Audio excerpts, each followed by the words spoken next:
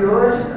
Nosso querido Aldo Monterich vai trazer a nossa apresentação na palestra Pedro, o Pescador de Homens. Com vocês. Boa tarde a todos.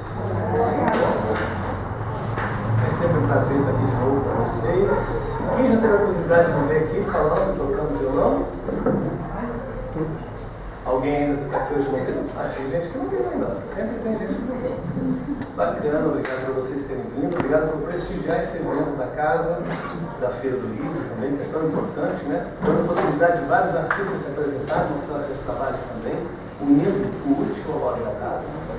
E hoje trouxemos para vocês, na primeira vez nós falamos sobre Francisco de Assis, que eu tenho falado em muitos lugares, inclusive venho de uma visita lá para o Maranhão agora, no último mês de julho, Maranhão, Aracaju, Natal, falar sobre Francisco, e hoje eu vou trazer uma palestra que fala do outro, de um outro que é um grande exemplo para a gente, que é o Pedro, o pescador. Eu gosto de explicar um pouquinho que essa palestra musical, ela não tem intuito de ser apresentação. Na verdade, nós vamos utilizar os recursos da música para poder reforçar a temática e não fazer uma apresentação. Então, não se preocupem em aplaudir essas coisas, tá? Porque não é uma apresentação. Mas ainda assim, se quiserem, se ficarem com vontade de apresentar, porque eu não gosto de cercear o comportamento de ninguém. Eu sempre falava assim, no começo desse trabalho, eu falava assim, gente, não precisa aplaudir, né? Aí depois de um tempo começou a vir alguma coisa, mas como é que você está proibindo as pessoas de fazer alguma coisa? Quando não ia numa casa onde as pessoas vinham, já falava assim, gente, é proibido aplaudir, tá? Ele vai tocar, vocês não aplaudem. Daí eu comecei a pensar, meu Deus, então deixa a pessoa fazer o que ela quiser, né? Então a ideia é que não é uma apresentação musical mesmo. A gente está usando só o recurso da música. Não como fim, mas como recurso para reforçar. E por que usar música, Aldo? Para reforçar o conteúdo do Pedro. Porque o Haroldo diz que se o nosso coração não participa da reflexão do Evangelho, a nossa retenção sempre é nenhuma. Se o nosso coração não participa da reflexão do Evangelho, a nossa retenção é mínima. E a música, ela tem essa capacidade de mexer no nosso mundo emocional e trazer esses sentimentos à tona. E aí, aliado isso à parte da exposição, falada, você consegue equilibrar um pouquinho. E o equilíbrio sempre é bom, né? Teoria demais nos faz frios, emocionalidade demais também nos desequilibra, então fazer esse equilíbrio perfeito, né? Para que a gente possa assimilar os conteúdos, mas nos envolver emocionalmente. Dito isso, agradecer aí ao convite da Ana, de novo, né? Nos chamando para esse trabalho. Tem mais uma palestra na casa aqui na sequência, né, Ana? Vai ter mais uma palestra, outro dia estarei aqui de volta com outra temática. E já adentrando no tema do Pedro, porque falar de Pedro é uma coisa muito doce, muito gostosa, mas ao mesmo tempo traz uma responsabilidade para a gente, né, muito grande, porque é um grande vulto do cristianismo, assim como Francisco de Assis, assim como Paulo, né, também os três personagens que eu consegui construir palestras, falar dele é de muita responsabilidade. Então o que nós vamos trazer hoje aqui? Alguns momentos da vida de Pedro, no encontro dele com Jesus, que possa nos servir de guia para as nossas experiências com Jesus. Então a gente pontuou alguns momentos, né, de um imenso, né, reservatório de experiências que ele trouxe, mas nós não temos condições aqui em uma hora, se é que nós temos uma hora, né, de poder trazer mais. Então trouxemos alguns momentos. E para que nós possamos sermos levados para esse momento da humanidade onde Pedro trazia o próprio Rabi da Galileia para sua própria residência, vocês imaginam que seria isso, hein? Jesus frequentava a residência de Pedro. Saía com ele muitas vezes cedinho de manhã. Né? A gente tem o costume aqui de falar assim, não, qualquer dia tem espaço lá em casa para a gente tomar um café, mas não dá o endereço, né? Não é assim que ele faz? O pessoal reclama, né? Eu já sou diferente, a pessoa me convida para comer uma pizza e fala assim, de quê? Né? De quê? Isso é papo de gordinho, mas é assim. Imaginem vocês o nível de intimidade que Pedro teve com Jesus. É ímpar. Né?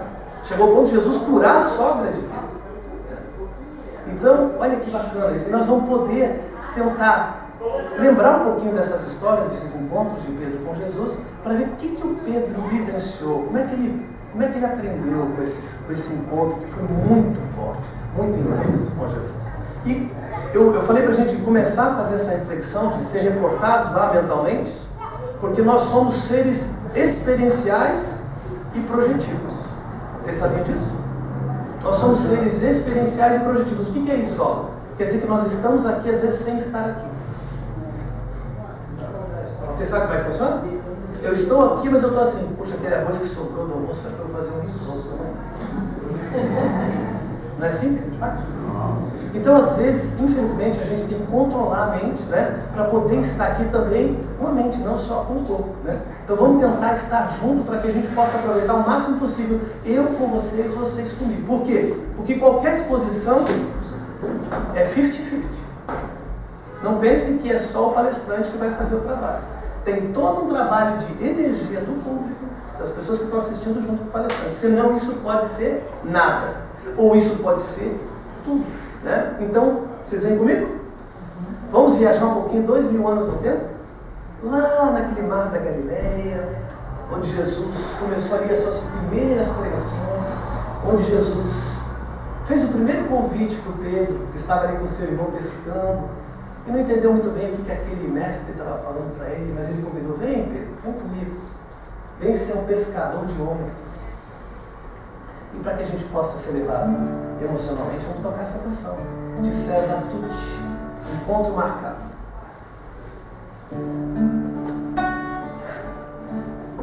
Ao anoitecer, em Cafarnaum, a casa de Pedro tão simples, casinha comum,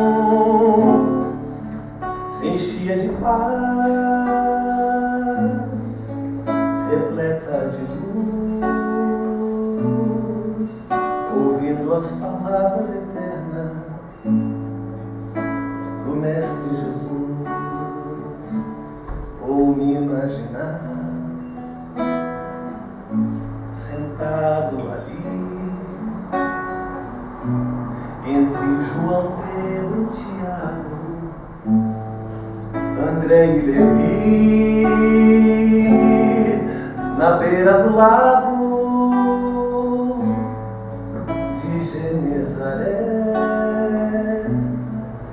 lançando na alma para sempre sementes de fé. E eu tão criança ainda naquele lugar, quem sabe Jesus me levasse para passear no quintal da casa de Pedro, à luz do luar, sentindo a brisa da noite, o perfume do mar. Disseste pra mim: já é hora de você voltar, a gente se encontra de novo no seu evangelho lá. A gente se encontra de novo no seu evangelho lá.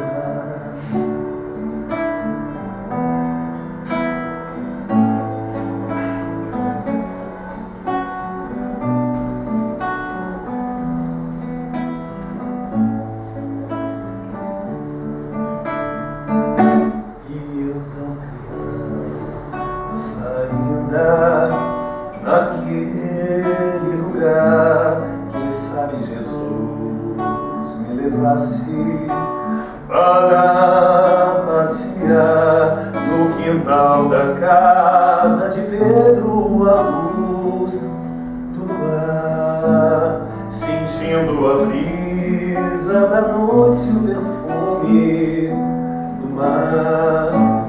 Disseste pra mim: já é hora de você voltar, a gente se encontra de novo no seu evangelho no mar. A gente se encontra de novo no seu evangelho no mar. A gente se encontra de novo no seu evangelho. do lar. E já dizia o mestre, né? Onde 2 ou mais estiverem unidos em meu nome, ali também estarei. É interessante no final dessa fala, a gente se encontra de novo no seu evangelho lá, né? Todos nós aqui fazemos evangelho lá? Eu espero que sim, né? Porque às vezes a gente fala, queria tanto encontrar Jesus. Mas ele não disse que estaria conosco? Se nós nos reuníssemos em seu nome? Então, basta estar em dia ali com o evangelho lá. E Jesus estará presente também, né? A gente se encontra de novo no seu evangelho lá. Meu segunda-feira, 8 horas da noite.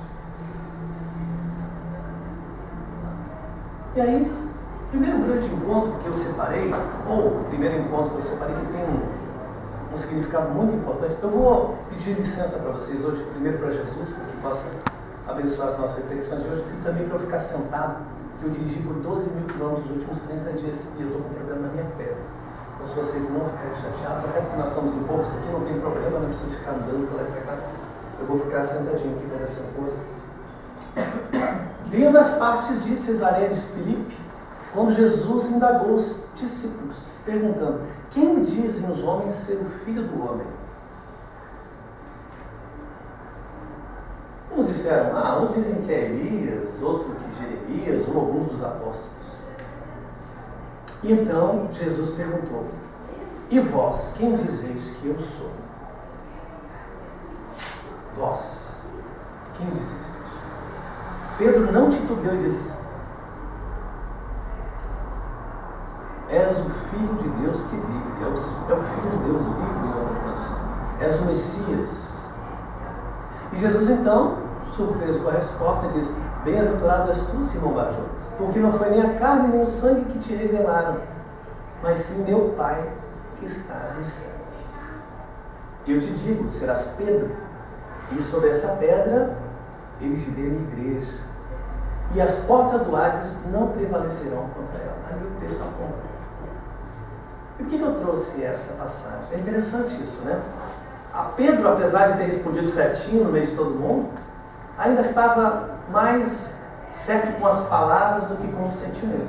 Ele ainda ia passar muitas experiências, muitos desafios para que isso realmente fosse interiorizado. E nós também. Qual que é a nossa relação com o Cristo nesse sentido? Será que a gente sabe realmente quem é Jesus? Se ele perguntasse para a gente assim: quem sou eu? Já pararam para pensar na nossa relação com Jesus? Tem uma passagem que eu acho muito bacana, que é do livro do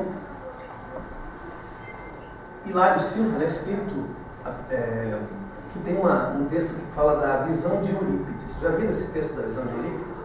É muito bonito, eu vou contar para vocês.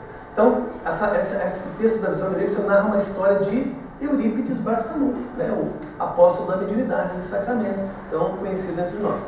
Diz que um dia o Eurípides estava se vendo, né, fora do corpo carnal, se vendo volitando, e ele de repente começa a ser levado por mãos invisíveis que começam a tutelar uma viagem como um pássaro teleguiado, e começa a subir. Ele começa a se assustar, quer reaver o corpo carnal, mas não pode mais. De repente, depois de algum tempo, ele se enxerga ante uma campina verdejante. Sente um ambiente muito diferente. Ao longe, vê a figura de um homem sentado numa pedra que meditava sobre uma doce luz. Ele dá alguns passos, mas de repente alguma coisa faz com que ele não consiga ir para frente nem para trás, como se estivesse preso ali a um terreno muito diferente. E aí ele se dá conta que aquele homem sentado na pedra é Jesus. Ele tem uma sensação indescritível no momento, ante aquela revelação sublime. Ele se sente um privilegiado e começa a pensar por que ele estaria naquele momento ali, ante aquela figura tão incompreendida, mas que fez a diferença na história da humanidade. Lembrou dos 2000 anos de cristianismo na história da humanidade. Esboçou vontade de ir adiante, mas nada fazia com que ele conseguisse dar um passo. De repente ele reparou que Jesus estava chorando. E aí veio uma dor muito forte no Eurípides. Ele pensou: mas por que ele estaria chorando? Alguma coisa movimentou dentro do psiquismo de Eurípides a vontade de querer falar alguma coisa que agradasse a Jesus ou que pudesse tirar ele daquela sensação de tristeza. E ele arriscou: Senhor, por que choras? De longe. E para garantir que fosse ouvido, ele disse: choras pelos descrentes do mundo? Então Jesus começa a levantar a fronte, chorosa, e dá uma olhada doce para Eurípides e diz: não, meu filho, não choro pelos descrentes, aos quais devemos amor. Choro por todos aqueles que conhecem o Evangelho, mas não praticam. Sem saber o que se passou naquele momento, ante a resposta inusitada do mestre, Eurípides começa a descer, até que cai no seu corpo de carne.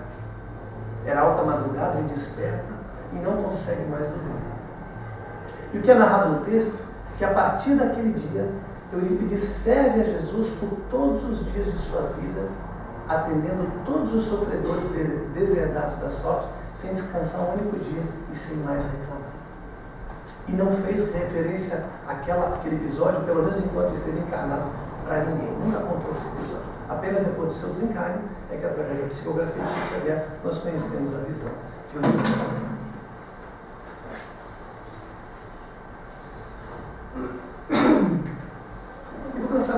Vou cantar então essa canção que eu adoro, que narra um pouquinho dessa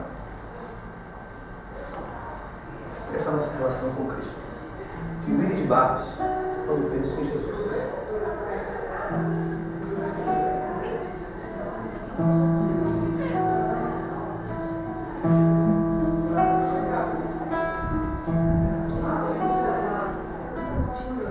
Toda vez que eu penso em Jesus, meu coração se acende no meu peito. Toda vez que eu sinto essa luz iluminando a minha mente, o meu corpo, pareço flutuar. Quando penso em Jesus, eu sinto paz. Quando penso em Jesus, minha alma se perfuma numa doce vibração.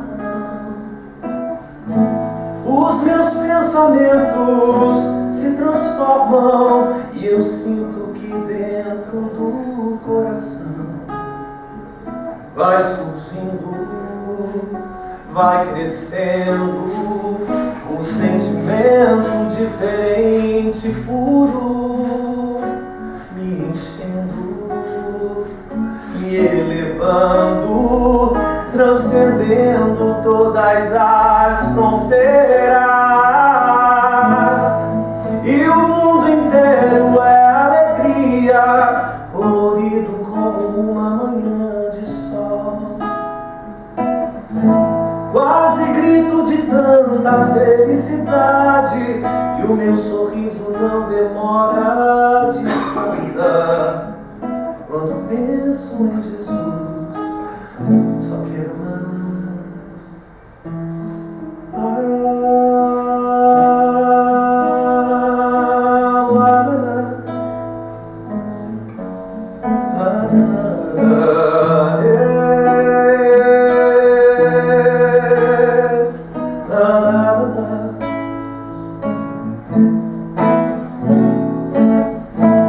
E o mundo inteiro é alegria, colorido como uma manhã de sol.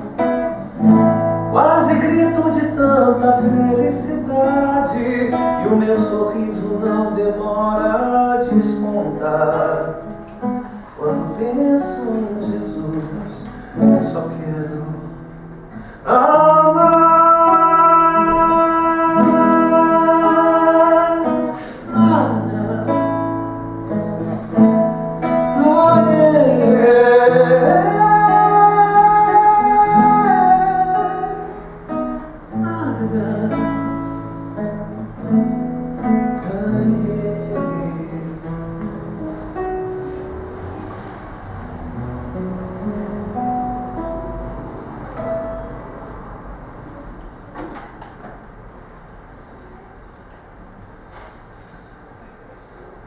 Outra passagem muito bacana que eu separei para a gente aqui, uma passagem muito conhecida, onde Jesus está pregando à margem do lago de Genezaré. E uma curiosidade legal que eu trouxe para vocês. Aquele que eu separei ali a imagem, que tem no mapa, no Google, é o lago de Genezaré.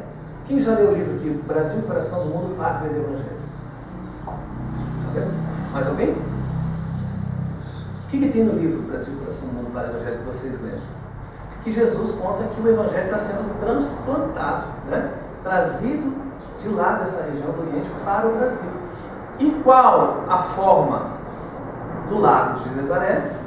O Brasil também lembra o coração, porque, né, o lago também lembra ele. E eu fiquei curioso quando eu vi isso, porque hoje em dia nós temos esse recurso, que naquela época não tinha, né?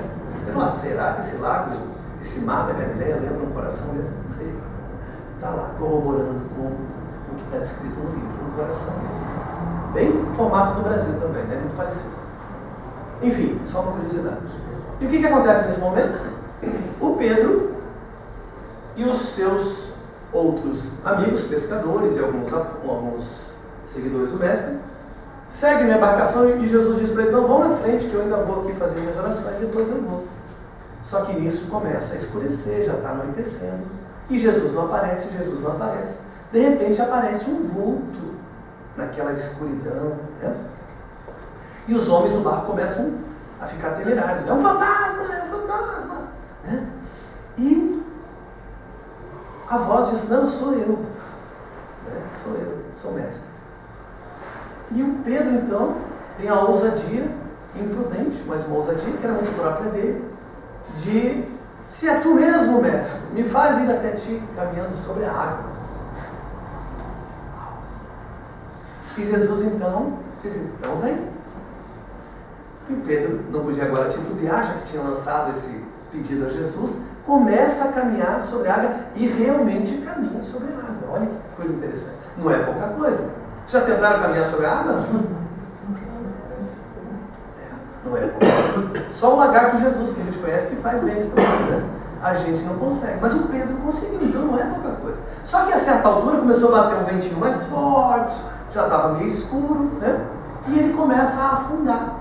E começa a pedir socorro a Jesus. Por favor, mestre, me salve, me salve. E Jesus então dá a mão para o Pedro, nessa passagem muito conhecida, e diz, né? Homem de pouca fé, por que duvidaste? E aí, o que essa passagem remete a gente? Por que eu trouxe ela? Porque ela fala um pouco do quê? Da fé. Da fé. O que fez Pedro ir caminhando sobre a água? A fé. Só que a fé, assim como o amor e outros sentimentos, ele vem em níveis. Nós desenvolvemos ele em níveis. A fé também. André Luiz apresenta pelo menos 3 tipos de fé. 3 matizes de fé. A primária, que é a fé, medo. Aquela fé medo. Até o Estevão estava perguntando isso para a gente hoje de manhã, se não me engano. Pai, de onde que as pessoas começaram a acreditar que existia deuses ou tal? Ele falou, isso é muito antigo, filho. Eles viam os fenômenos da natureza, os vulcões, as tempestades, e começaram a ter medo disso. Então começaram a meio que, né, a se relacionar com essas coisas de uma maneira mais respeitosa. E foi aí que começou a nascer a fé medo. Eu preciso respeitar essas forças. E aí, para construir as deidades, alguns 1000 anos a gente construiu as nossas filosofias de deidades, né? Mas também depois da fé medo, que aliás, muitos ainda vivem a fé medo, né? Que é aquela fé assim, é melhor eu acreditar porque não me custa nada, vai que, né? Existe mesmo, não estou perdendo nada acreditando. É só uma fé medo, medo daquilo que eu não conheço. Mas tem um segundo nível da fé, que a maioria de nós também está ou passou por ele, que é a fé crença. A fé crença é um pouquinho mais avançada que a fé medo. Nós já começamos ali a entender, a compreender por que acreditar naquilo, mas é uma fé assim, a fé crença é assim, eu acredito, mas no momento em que aquilo, a minha vida sai do meu controle e eu vou lá e vejo o meu exame de câncer positivo, tudo desaba. No momento que eu perco meu filho, tudo desaba. No momento que eu vou à falência ou que eu sou demitido, tudo desaba. É uma fé ainda muito vacilante. É uma fé crença, é intermediária. Foi essa fé-crença intermediária que fez com que o Pedro titubeasse. E qual que é a fé, então, que é inabalável? Que é aquela que faz com que a gente continue caminhando, independente dos desafios que nós temos para enfrentar. É a fé confiança. Essa fé confiança é para todos. Essa fé confiança é para todos. Aí fala assim, não, entre os espíritas a fé confiança deve ser comum. Gente, acredita. A gente vê todo mundo empolgado, vindo aqui, estudando e tal. Acontece alguma coisa, vai lá para os grupos de WhatsApp. Gente, pelo amor de Deus, a minha mãe está desencarnando, né?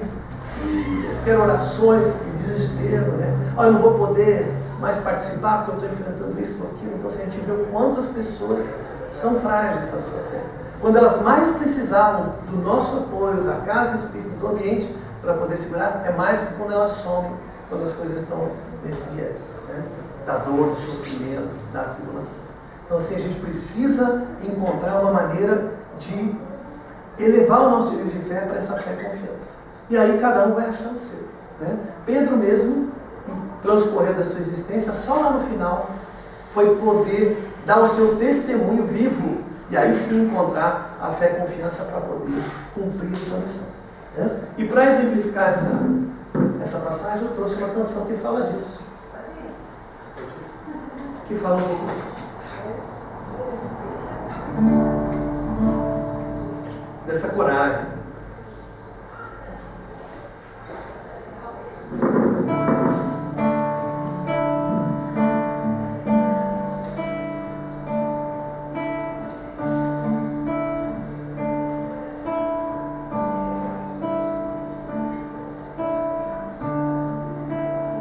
Ondas da vida carregam o barco atracado no tempo, não quer navegar, naufraga em si mesmo, temendo os monstros que existem no mar.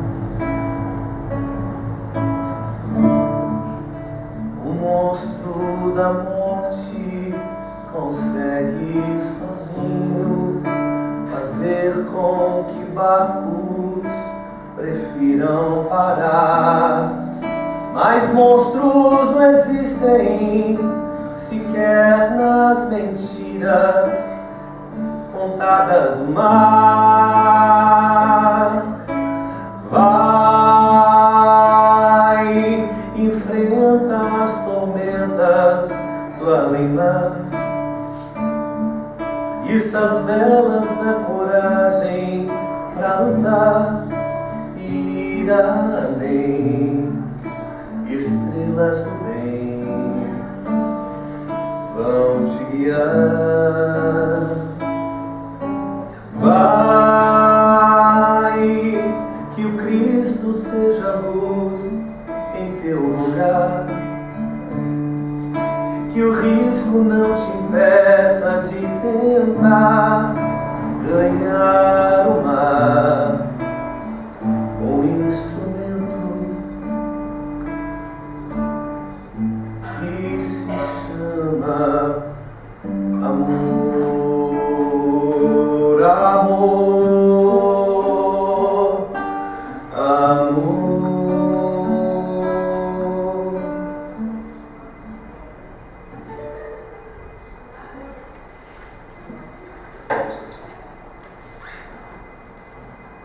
Outra passagem também, que eu adoro, é essa passagem da negação de Pedro. O que acontece nessa passagem? Tem lições muito importantes que nós podemos aproveitar dessa passagem. Só que a gente sempre corre o risco, e a gente sempre fez isso, infelizmente, de tentar julgar por que Pedro nega Jesus. Não é assim? Como é que Pedro pôde julgar Jesus? E para que nós não caiamos nisso, não só nessa passagem, como em todos os desafios da nossa existência, é bom que nós prestemos muita atenção no aprendizado que o Pedro teve nessa passagem. Porque aí sim, aprendendo com o erro do outro, sem ter que errar nós mesmos, aí é um sinal de inteligência. Não sei se vocês lembram, mas nessa passagem Jesus se reúne com os apóstolos para uma última refeição antes daquilo que seria o testemunho que ele teria que dar vivo. O que eles estavam comemorando ali? A Páscoa. Então, era o feriado mais importante para aquela nação judaica, era a Páscoa. Era como se fosse o Natal para a gente. Ou seja, as famílias se juntavam para comemorar. Né? Então, às vezes faziam viagens de quilômetros e quilômetros para poder estar em família, para comemorar. E Jesus, então, reúne os apóstolos e fala, eu queria muito comer essa Páscoa com vocês. Reúne toda a mesa, apenas com os 12. Né? Só que ante essa reunião, que ele já sabia que precedia um momento difícil, que seria a sua crucificação, ele começa a escutar um burburinho bem chato. E eles estavam conversando entre eles, né? Quem seria o maior quando Jesus entrasse em Jerusalém? Quem seria o maior entre os apóstolos? Será que era Pedro? Será que era Tiago? E Jesus, vendo que ele estava colocando, inclusive, o próprio trabalho em risco com aquele pensamento tão distante das suas lições imorredoras, cinge o seu corpo com as vestes de um escravo, pega uma baciazinha com água e começa a lavar o pé dos apóstolos. Não é isso que acontece? Só que quando chega a vez do Pedro, o que o Pedro faz? Ele diz, não, mestre. Os meus pés tu não lavarás. Nunca. E ainda dá uma olhadinha para o lado, para todos os outros, e fala assim, esses meus irmãos estão sendo ingratos e duros, permitindo que faça o trabalho de um escravo vulgar. Então o Pedro, naquele momento, ele está movimentando tudo que tem de docilidade dentro dele, de um pescador rústico, aquilo é o máximo que ele consegue, para tentar mostrar para Jesus o quanto que ele apreciava Jesus. Imagina, ele era um homem ancião, numa sociedade patriarcal, onde o servo menor era um escravo. E Jesus estava se submetendo a uma situação que para ele era humilhante. Então ele não estava querendo questionar Jesus nem nada. Ele só não entendia por que Jesus estava descendo tão longe. E ele não permitia. E Jesus, vendo que aquilo precisava ser corrigido, que ele não estava simplesmente entendendo, mas ele entendia o mundo emocional de Pedro, sem ficar tentando corrigir ele na frente dos outros, que é muito comum que a gente faz, né? Corrigir as pessoas na frente dos outros, que é vexatório. Jesus diz, Pedro, muito amorosamente, não queira ser melhor do que os teus irmãos de apostolado. E depois de muita resistência, Pedro então permite que Jesus lhe lave os pés. Então, Jesus lava os pés de Pedro. E em seguida faz um anúncio do que seria a sua despedida, que ele teria que fazer o seu testemunho vivo. E o Pedro, que já estava inquieto com aquela situação, começa a perguntar para Jesus, mas para onde o senhor vai? Onde que é? Quantos quilômetros? Daí Jesus, vendo que ele estava inquieto, falou assim, não, para onde eu vou você ainda não pode me seguir. Imagina. Para Pedro, que já estava inquieto naquele momento. Como assim não posso me seguir? Então, eu não sou homem? O senhor está duvidando da minha coragem? Então, Jesus, vendo que Pedro estava realmente numa outra linha de pensamento, que não havia entendido nada que ele estava propondo ali com aquela posição de lavar o pé, Jesus pode dizer, eu acho que a tua inquietação é credora de novos ensinamentos. E Pedro se sente como ofendido por Jesus naquele momento. É como se ele estivesse desdenhando da capacidade de Pedro. E ao final, o que ele faz? Diz assim, Pedro, ainda hoje, quando Pedro diz, né, mas por ti, mestre, eu morreria. Né? Ele diz, Pedro, ainda hoje, antes que o galo cante, tu terás me negado 3 vezes. Por que a gente tem que contar essa negação desde esse princípio? Por quê? Porque existia um motivo principal para Pedro negar Jesus. E o motivo principal estava no cerne do sentimento dele, que era um sentimento de superioridade ante os seus irmãos. E quando nós nos sentimos superiores em alguma coisa e ainda não temos estatura moral para poder vencer os desafios, sabe o que acontece normalmente? Nós nos colocamos numa situação difícil.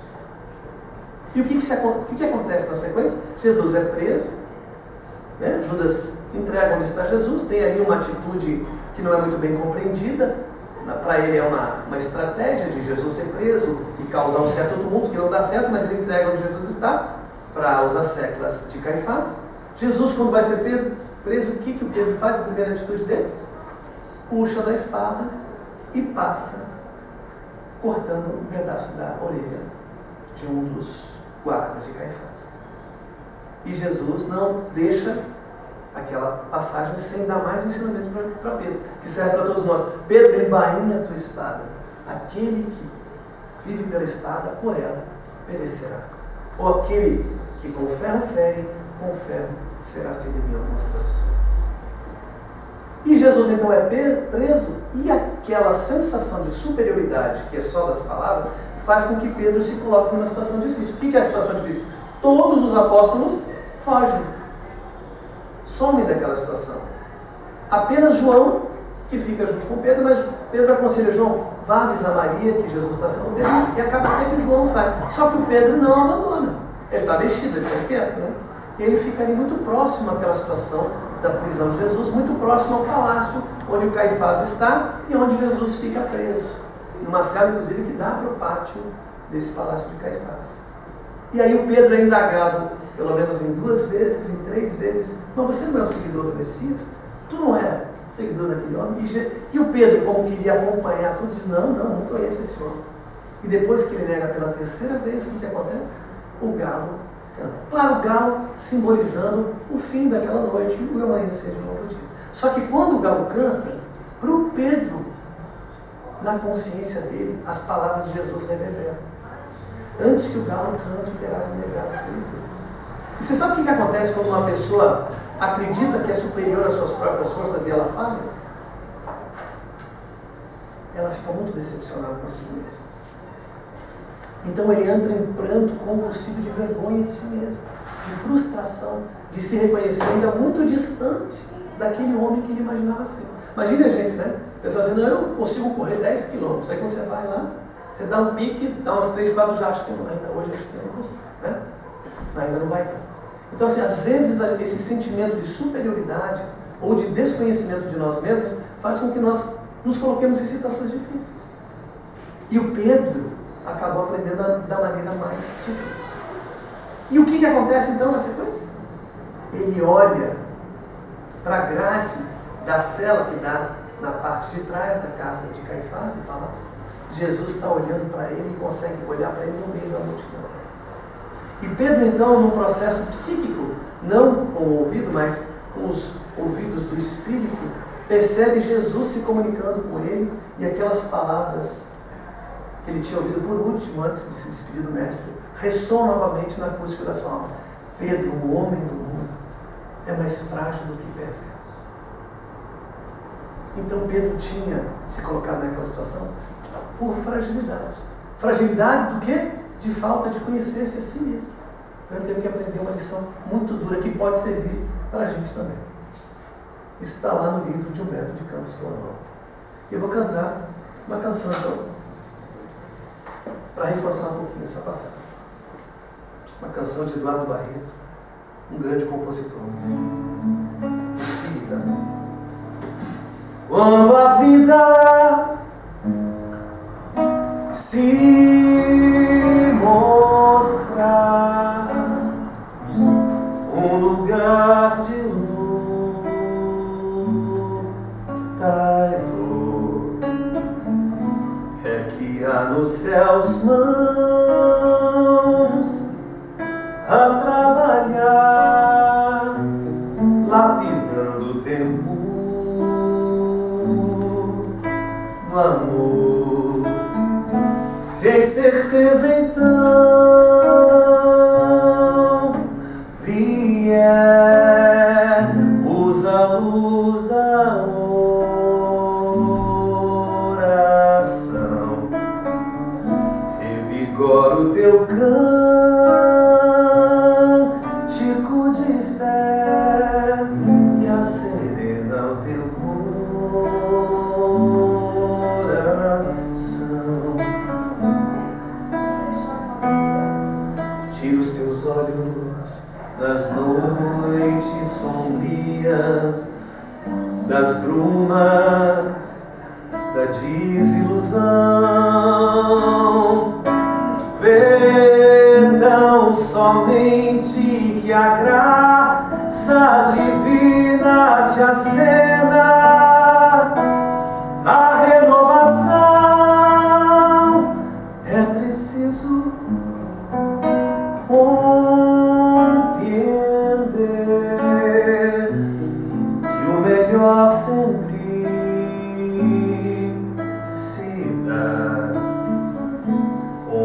as segue sem esmorecer, e o que Deus escrever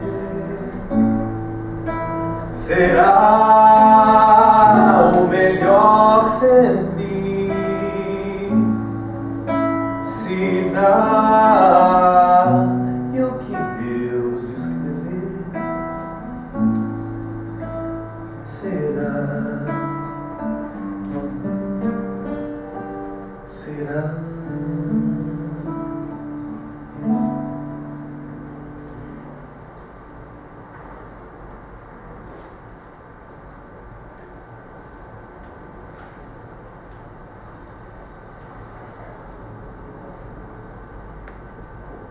Essa passagem também eu achei muito rica. Não sei se vocês lembram, mas depois da desencarnação do Mestre, algumas pessoas se mobilizaram e acabaram fundando o que seria a primeira Casa do Caminho em Jerusalém. Mas olha que interessante, eles não tinham dinheiro, não tinham recursos, não sabiam nem como é que isso ia acontecer. Mas como é que a espiritualidade trabalha? Alguns amigos afinizados com os ensinamentos do Mestre falaram: não, essa casa aqui já está disponível para vocês aqui. E ali Pedro, Filipe, suas irmãs, João, começaram o trabalho que seria talvez a primeira casa espírita que a gente tem notícia. Se existe hoje essa casa aqui, provavelmente foi porque uma casa foi idealizada lá, nos mesmos moldes, para falar dos ensinamentos de Jesus. Só que, quando a gente começa um trabalho, ainda mais com um patrocínio desse, tudo é bacana, mas tem um trabalho a ser feito, que é difícil. E nem todo dia se acorda disposto, né, Cláudio? Tem dia que a gente quer só se jogar na cama. E o Pedro, um dia, depois de muito trabalho, atendendo quem? Quem eles atendiam na Casa do Caminho? Todos aqueles que não tinham amparo de mais ninguém, que estavam abandonados, doentes. Eles amparavam muitas pessoas, faziam um trabalho social incrível, além de falar sobre os ensinamentos de Jesus também, Mas o trabalho deles de assistência era muito forte. Só que imagine, Pedro não dava conta. Chegou um dia que ele não aguentava mais, não via hora de terminar os atendimentos para só se jogar na nossa caminha, Cláudio? E falar: hoje eu não estou mais para mais ninguém. Ainda fala, para o Estevão: filho, se alguém apertar a campanha, ela diz que o pai não está. E a criança é assim, meu pai falou que não está. Não é assim? E é muito espontâneo, ele entrega a gente. Meu pai falou que não está. E o que Pedro fez? Atendeu os atendimentos, se jogou na caminha e ficou lá, de repente alguém bate na porta. Já era quase noite. E o Pedro fez o quê? O que o pai do Estevão ia fazer, porque tinha uma fingido que não tinha ninguém em casa. E a porta, insistentemente, sendo batida. Aí ele não aguentou e falou assim: nós já terminamos por hoje. Mas de repente ele escuta a porta sendo aberta. Ele não aguenta. Imagina aquele pescador grandão, parrudo, um senhorzão já de idade, assim, que abuso. Ele saiu da cama e deu uns 3 passos, já vocifrando: mas eu já não falei que nós terminamos hoje? Mas quando essa figurinha que entrou aparece assim, meio que a luz da janelinha que tinha, ele se vê na presença do Cristo. Se coloque na posição dele. E aí Jesus só diz isso aí: Pedro, eu só te pedi para apacentar minhas ovelhas. Lembra lá atrás? Quando Jesus aparece depois da crucificação na praia, quando Pedro vem, ele esconde ali uns peixes ali, onde ele afaga João, um considerado discípulo amado. Ele faz 3 perguntas para Pedro: Pedro, tu me amas? Pedro, tu me amas? Pedro, tu me amas? E entre essas perguntas ele diz: então apacenta as minhas ovelhas, cuida das minhas ovelhas. E aí ele está lembrando Pedro daquela conversa que eles tiveram lá atrás, antes dele sair definitivamente da cena terrena. Pedro, eu só lhe pedi para apacentar as minhas ovelhas. E o Pedro, então, em pranto convulsivo, baixa a sua fronte e começa a chorar. E assim que ele se recompõe um pouco, ele levanta a cabeça, Jesus já não está mais lá. Mas dizem que a partir daquela experiência, a gente tem que aprender várias lições, a partir daquela experiência, Pedro então já não fecha mais a porta. A Casa do Caminho está sempre de portas abertas, e não tem, quando o próprio Paulo, não sei se vocês leram o livro Paulo Estevão, parte lá, depois de ter passado pelas suas experiências, eles querem dizer, não cabe mais ninguém aqui, e o Pedro já lembrando da experiência, não, ele sempre vai dar um jeito, né? Vamos acolher o nosso irmão. E para poder falar sobre essa passagem,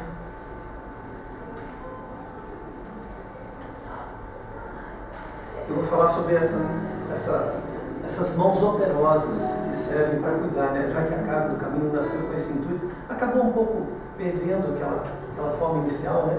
Mas muitas casas ainda trabalham com esse propósito de fazer um trabalho assistencial forte. A nossa casa também faz um trabalho forte também na alimentação, né? Eu acabo não acompanhando esse trabalho, mas existe um trabalho sim.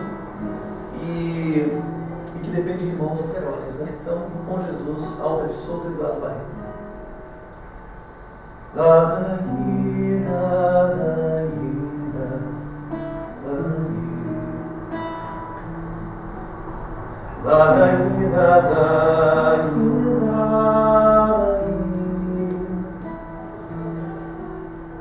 Bendita seja a mão devota e santa, suave seja a mão que acaricia, bondosa seja a mão que ergue e alivia, sublime seja a mão que a dor espanta, amiga seja a mão no dia a dia, fraterna seja a mão que estende a manta, sincera seja a mão que nos levanta, amena seja a mão que o bem recria, sensível seja a mão de amor referta, segura seja a mão que a fé desperta, e caridosa a mão que espalha a luz, iluminada a mão que Araí semeia, ditosa a mão que nunca titubeia, e dá-se inteira faina de Jesus. Bandeira, bandeira, bandeira,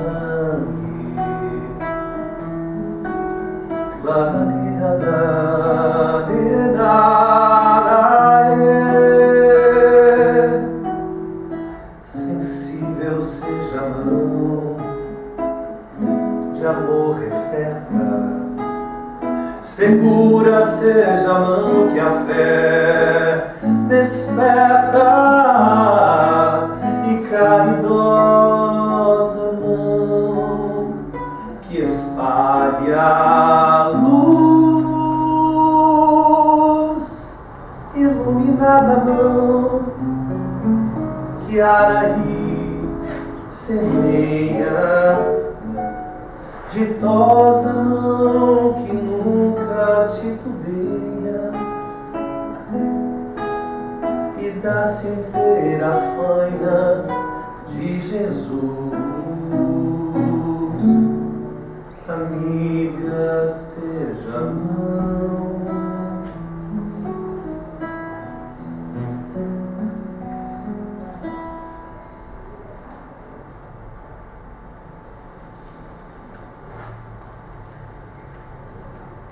e como última passagem, não, todo mundo quer descansar, né?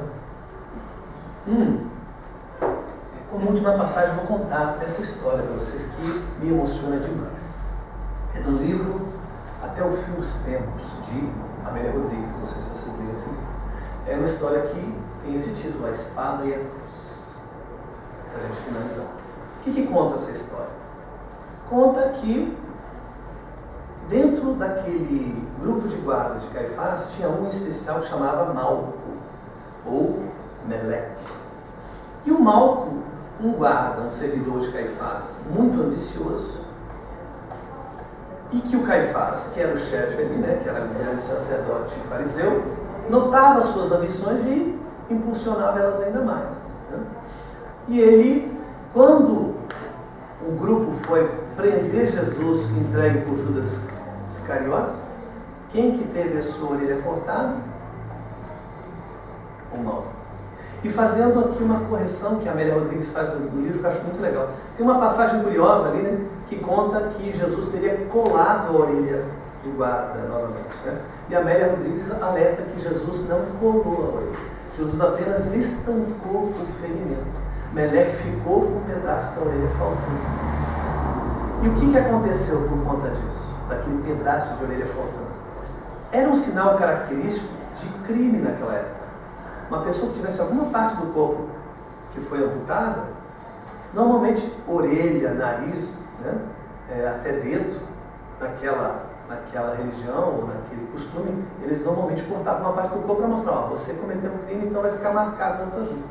E o Malco, por ter tido essa parte da orelha cortada, ficou muito mal visto ali na corte de Caifás e acabou que eles meio que, em pouco tempo, falaram, some daqui, não queremos mais o seu trabalho. E o Malco ficou muito doido com isso, mas acabou indo embora de lá, né? Foi até morar em Roma, né? Mas acabou vivendo no anonimato em Roma, pelas ruas de Roma, perambulando e acompanhando com muito entusiasmo o que se deu décadas depois, quando Nero sobe ao trono e coloca no cargo de chefe dos pretorianos um tal Afônio Tigelino, chefe dos guardas pretorianos, que tem uma aversão que não dá para entender aos cristãos. E ele começa a perseguir os cristãos com uma violência, uma agressividade que não se tinha ainda em conta. E o que acontece? O Malco então acompanhando aquelas perseguições, as prisões, o circo, quando ele descobre que numas visitas de Tigelino às catacumbas ele consegue pegar Pedro e alguns seguidores de Jesus, e mesmo sabendo que Pedro vai ser crucificado ali onde foi o lugar que ia crucificar Pedro, ele já sabia de antemão, todos estavam preparados para a cena, mas ficavam olhando como curiosos para aquela situação. Mas o Malco não. O Malco destoava de todo mundo e ficava vociferando palavrões, xingava Pedro para que ele fosse notado. Chegou um momento que ele chamou tanta atenção que os guardas levaram Pedro até ele e mostraram Pedro a ele. Quando Pedro reconheceu a figura de Malco, que ele mostrou aqui, ó, e ali vibrando com o que seria a crucificação de Pedro, Pedro sentiu uma vergonha tão grande da sua postura, ele já tinha passado tanta coisa, né?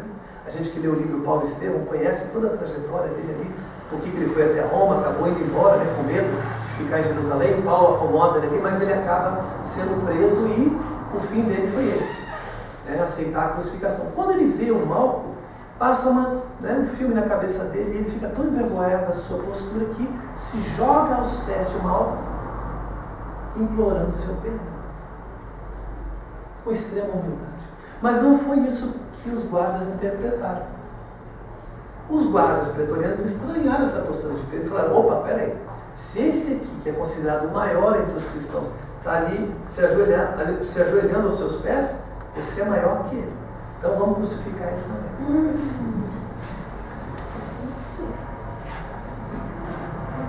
E ladeado por Malco, tal como Jesus, com os dois ladrões, ele teve que passar por essa experiência de ter sido crucificado por Pedro, que segundo a história, né, alguns confirmam, outros não aceitou ser crucificado como Jesus, e eles não, sem problema, colocaram a cruz de ponta cabeça. Claro que Malco desencarna, vociferando impropérios, né, amaldiçoando tudo e todos, inclusive Pedro, que teve uma intenção pura de pedir perdão. E Pedro, claro, desencarna com a tranquilidade daqueles que têm a sua fé, confiança, entregando aquele último testemunho para Jesus.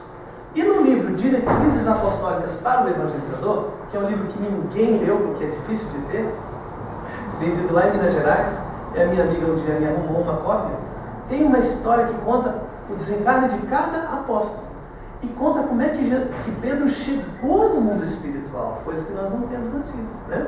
Então o que acontece? Assim que Pedro desencarna, ele abre os olhos e ele está no colo de Jesus, Jesus afagando os seus cabelos grisalhos.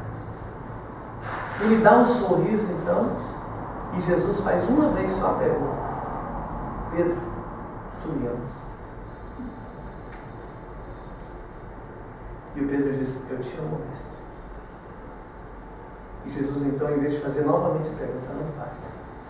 Diz: em verdade, confirmaste. Se alegra, Pedro, que as alegrias do reino são refrigério para o lutador.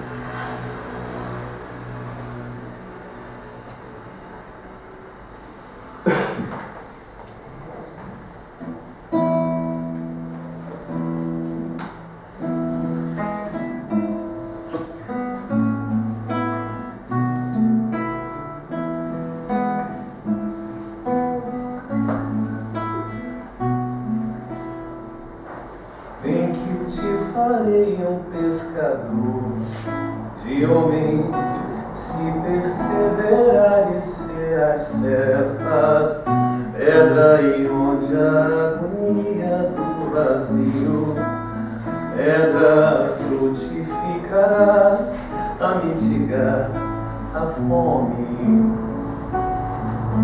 Quero ir contigo, mas receio as águas, temo afundar enquanto vais, andando-se no horto já presentes, tuas chagas eu, Tiago e João, ao chão em sono.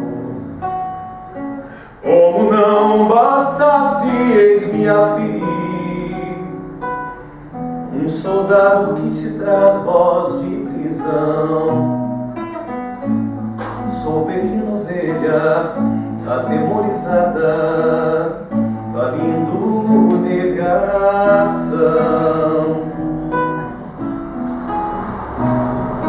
Volvo a vida e tomo pela tua mão. Crê, te levarei onde não queiras ir. Pedro, tu me amas. Pedro, tu me amas. Pedro, tu me amas. E porque és a rocha, constrói a minha casa no coração do irmão. Ouve, Simão Pedro, morrerás em cruz. Não, eu não mereço essa distinção. Se depois do mestre martírios são troféus, e as mãos que ele tocou, os pés que ele lavou, apontarão os céus. Os céus,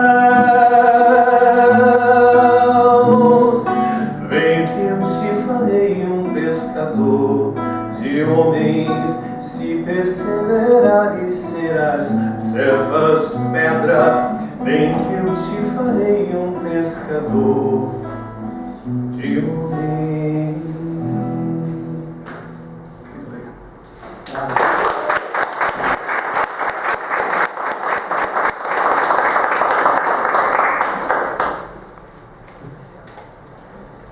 Maravilhosa apresentação.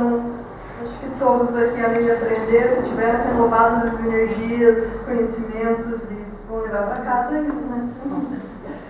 Eu tenho um aviso da cantina, nós estamos chegando ao nosso encerramento, então saindo daqui após a prece, aqueles que desejarem comprar mais alguma coisinha, levar para casa, fazer o último lanche da tarde, 50% de desconto. Palavra?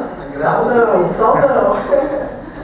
E nós temos nossos agradecimentos aos nossos artistas, o Klaus que já está aqui, o Aldo, todo mundo que prestigiou aqui, veio nessa tarde maravilhosa para participar conosco, o pessoal dos voluntários da CELS, com certeza, aí, cantina, bazar, livros, filmagem, cadê o Oscar? Presente.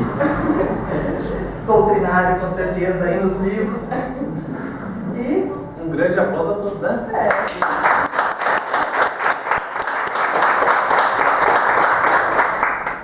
Um beijão no coração de todos e vamos para a nossa prece. Agradecemos aos nossos mentores da casa, nossos guardiões, espiritualidade amigos, todos os encarnados aqui hoje, que estiveram unidos em pensamentos, em comunhão e fraternização da nossa doutrina, dos nossos relacionamentos, que possamos ir para as nossas casas protegidos e com esse bálsamo de alegria. Que assim seja. Que assim seja.